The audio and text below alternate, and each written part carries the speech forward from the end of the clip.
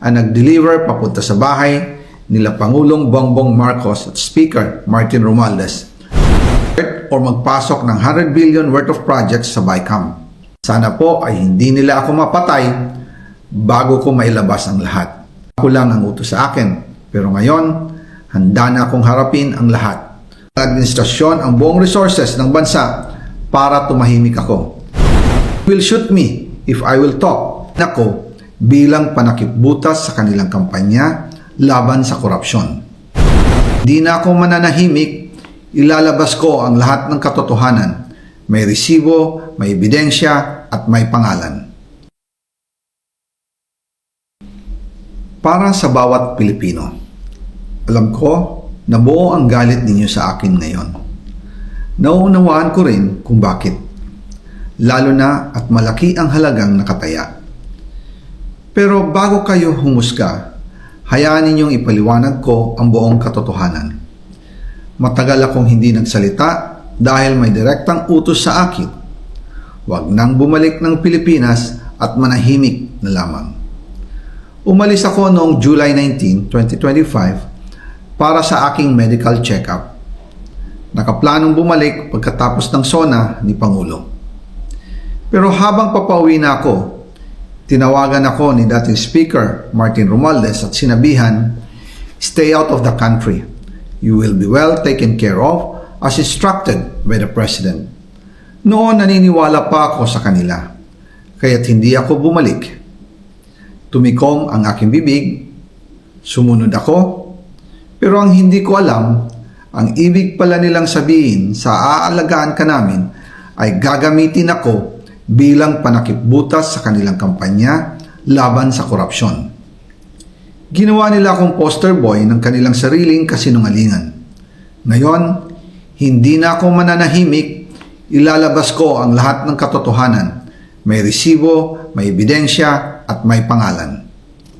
Nagsimula ito nung tumawag si Sekmina Pangandaman sa akin nung nag-umpisa ang BICAM process last year, 2024. Ang sabi niya, katatapos lang ng meeting nila ni Pangulo at may instructions na mag-insert or magpasok ng 100 billion worth of projects sa BICAM.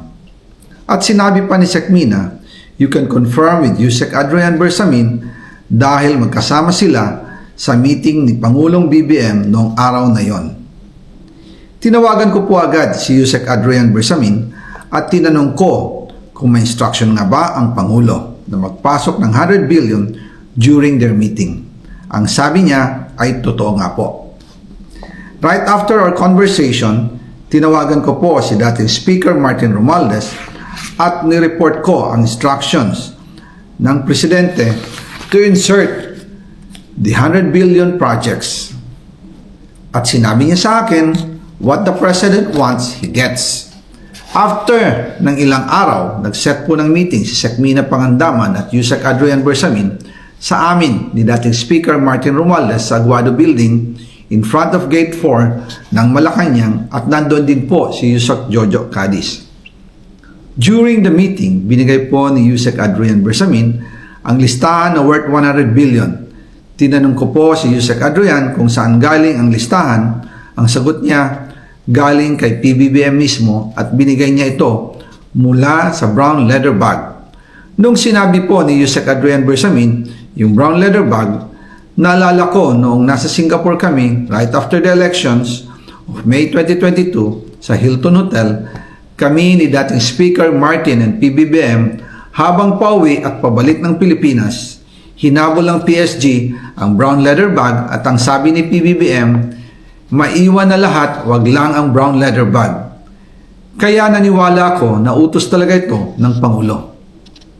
Pagkatapos ng ilang araw, I informed sina dating Speaker Martin Romualdez, Sekmina Pangandaman, Yusek Adrian Bersamin, and Yusek Jojo Cadiz na kung pwede 50 billion lang ang ipasok sa program funds dahil so sobra ang DPWH funds versus sa DepEd. In practice, hindi pwede na mas malaki ang budget ng DPWH kaysa edukasyon.